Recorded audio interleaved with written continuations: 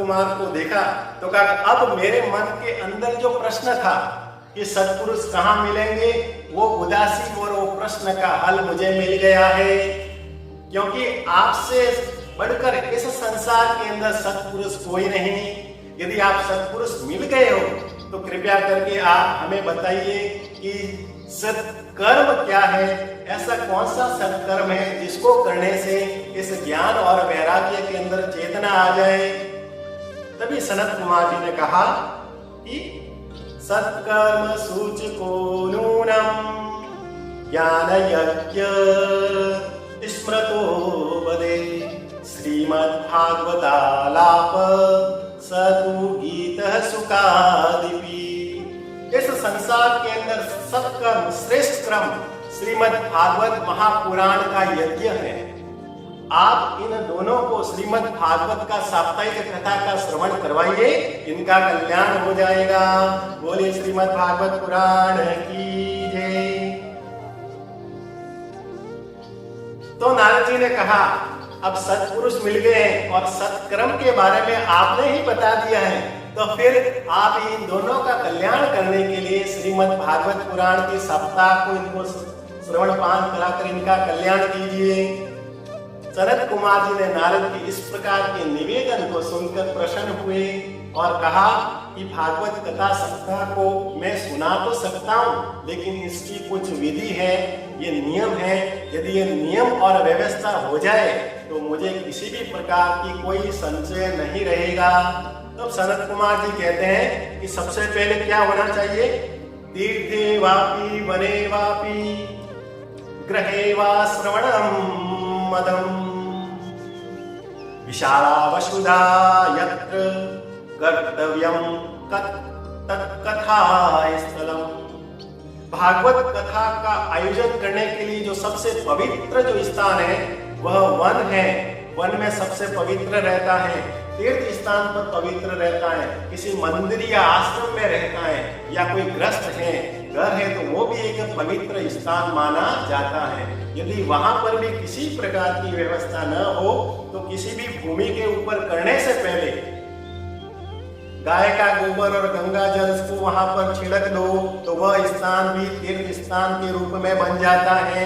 फिर वहां पर श्रीमद् भागवत कथा का आयोजन करने में किसी भी प्रकार का कोई अशुभ नहीं माना जाता है।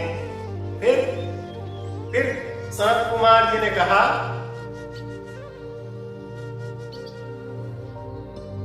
कि जब कभी भी भागवत कथा का आयोजन करें तो क्या करना चाहिए, देशे देशे तथा सेयम वार्ता प्रेष्य प्रयत्नत भविष्यति कथा चात्रम आगंत्यम कुटुंबभी। जहां कहीं भी भागवत कथा का आयोजन हो तो अपने सगे संबंधियों को और दूर दूर रहने वाले जितने भी उन सभी को सूचना यह ज्ञात कराना चाहिए कि भागवत कथा का आयोजन हो रहा है।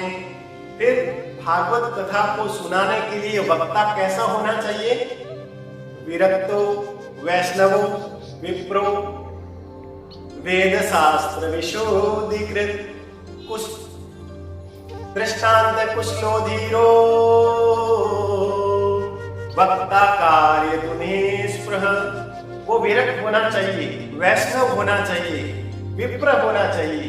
यदि वह नहीं हो तो वह किसी भी वेद शास्त्र के अंदर वेदों का उन्होंने कोई प्रशिक्षण लिया हो, श्रीमद् भागवत पुराण का कहीं से भी प्रशिक्षण प्राप्त करके यदि कोई आया है तो उनके द्वारा भागवत कथा को सुनना चाहिए। और श्रीमद् भागवत कथा तो संस्कृत में है, संस्कृत में समझना सहज नहीं, इसलिए वह वक्ता उस संस्कृत के श्लोक को दृष्टांत के माध्यम से, उदाहरण के माध्यम से, अपने समझ के माध्यम से इस प्रकार से वर्णन करे कि श्रोता को आसानी से समझ में आ सके। इस प्रकार के वक्ता के द्वारा श्रीमद् भागवत कथा का स्तनपान करना चाहिए। बोलिए श्रीमद् भागवत पुराण की जय।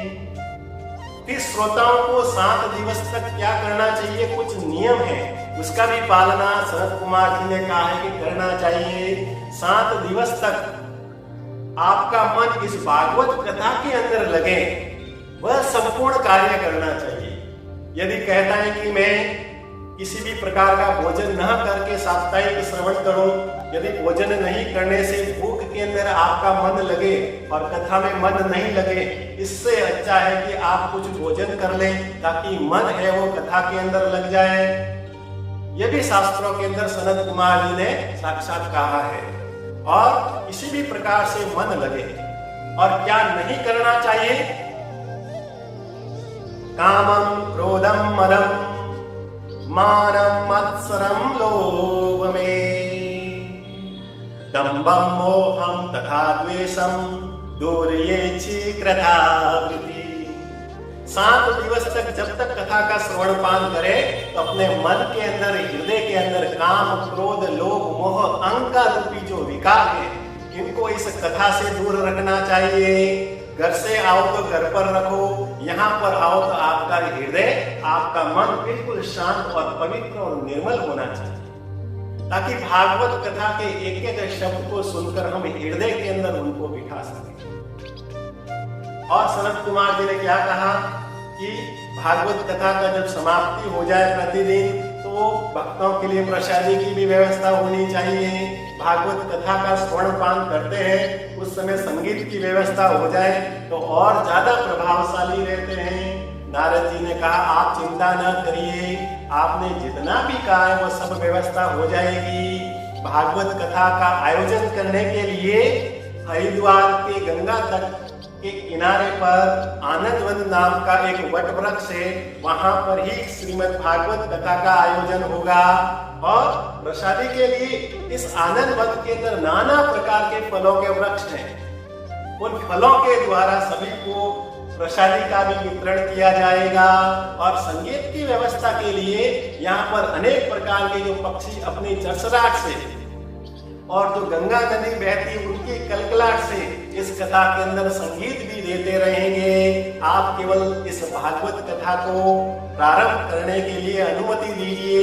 जैसे ही उन्होंने कहा तो फिर नारद जी ने जहां जहां देश देश श्रीमद् भागवत कथा का सनत कुमार जी के द्वारा यहाँ पर श्रवण पान करा रहे हैं, यह जगह जगह पर बात फैला दी। जैसे ही लोगों को मालूम चला तो कई ऋषि, तपस्वी और हजारों लाखों भगवान के भक्त आनंद वन में आ पहुंचे।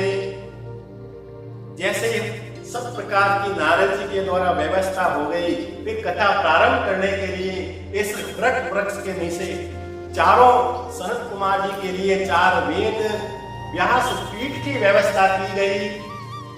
भक्ति, ज्ञान और वैराग्य को बुलाया गया कि आपका कल्याण के लिए जो एक मार्ग है वो हमें मालूम चल गया, आप केवल इधर आ जाइए। तो फिर भक्ति, ज्ञान और वैराग्य को वहां पर यजमान के रूप में बिठाया गया। हजारों लाखों ऋषि मुनि भी इस भागवत कथा के अंदर आ गए। फिर सनत कुमार जी ने भागवत कथा को प्रारंभ किया। 1 दिवस की कथा प्रारंभ हुई, दूसरे दिवस की कथा समाप्त हुई। जैसे जैसे कथा समाप्त होती गई, जो भक्ति के दोनों पुत्र थे, ज्ञान और वैराग्य, जो व्रत अवस्था में थे, धीरे धीरे यौवन होने लगे, उसके अंदर चेतना आने लगी, उसके अंदर जान आने लगी। और जैसे ही 7 दिवस की भागवत कथा की पूर्णावृत्ति हुई, ज्ञान और वैराग्य पूर्ण रूप से जवान हो गए, यौवन हो गए, उसके अंदर चेतना आ गई, उसके अंदर जान आ गई। जैसे ही 7 दिवस की पूर्णावृत्ति के बाद जितने भी भक्तगण वहां पर विराजमान थे, उनके हृदय के अंदर भगवान श्री कृष्ण विराजमान हो गए। और जिनके हृदय में भगवान विराजमान हो जाए, उसका हृदय आनंद में ना हो, ऐसा हो नहीं सकता है। इस प्रकार से जितने भी वहां पर बैठे थे, भगवान के हृदय में आने के बाद वह आनंद के अंदर झूमने लगे, कीर्तन करने लगे, भजन करने लगे, नाचने लगे। और भगवान श्री कृष्ण वहां पर चतुर्भुज रूप के अंदर वहां पर दर्शन दिए। जैसे ही वहां पर आए, नारद जी ने उसको साक्षात प्रणाम किया और भगवान से विनती की कि भगवान प्रभु, भक्ति, ज्ञान और वैराग्य यहाँ पर अलग अलग जगह पर भटक रहे हैं, मैं आपसे उनको एक निश्चित स्थान देने का आपसे निवेदन करता हूं। भगवान नारद जी की बात को सुनकर प्रसन्न हुए और उनको कहा कि जिस प्रकार आज इस भागवत कथा के आयोजन के अंदर भक्ति, ज्ञान और वैराग्य विराजमान है, उसी प्रकार जहां कहीं भी, जब कभी भी श्रीमद् भागवत कथा का आयोजन होगा, जितने भी भक्त वहां पर आएंगे, उनके हृदय में भक्ति, ज्ञान और वैराग्य उनके हृदय के अंदर धारण हो जाएंगे, विराजमान हो जाएंगे। बोलिए श्रीमद् भागवत पुराण की जय। फिर भगवान ने भक्ति से कहा कि मैं तुम्हारी इस भक्ति से प्रसन्न हूं, बताओ तुम्हें क्या वर चाहिए। तो भक्ति ने कहा कि जिस प्रकार से आज साप्ताहिक भागवत सप्ताह के अंदर आपने यहाँ पर सभी भक्तों को दर्शन दिया है, भविष्य में भी जब कभी भी भागवत कथा होगी आप वहां पर भी उनके भक्तों को आप दर्शन देंगे। भगवान श्री नारायण विष्णु ने कहा तथास्तु। जब कभी भी उन्होंने बोला कि जब कभी भी भागवत कथा का आयोजन होगा और वहां पर मेरे भक्त इस भागवत कथा का श्रवण पान करेंगे, चाहे वो धर्मी हो या अधर्मी हो, पापी हो, ऊंच कुल का हो या नीच कुल का हो, अमीर हो या गरीब हो, वह इस भागवत कथा को अपने जीवन के अंदर उतारेगा। मैं उनको दर्शन अवश्य दूंगा, मैं उसके हृदय के अंदर अवश्य विराजमान होऊंगा, उनका जीवन और मरण की इस चक्र से मैं मुक्ति अवश्य दिलाऊंगा। ऐसा वरदान देकर भगवान वहां से अंतर ध्यान हो गए। बोलिए भगवान श्री नारायण विष्णु की। फिर सनत कुमार जी ने कहा स्वर्गे सत्य च कैलासे वैकुंठे न सत्ययं रस अथ पिबन्तु सद्भाग्या मामा कुंजचित करीचित।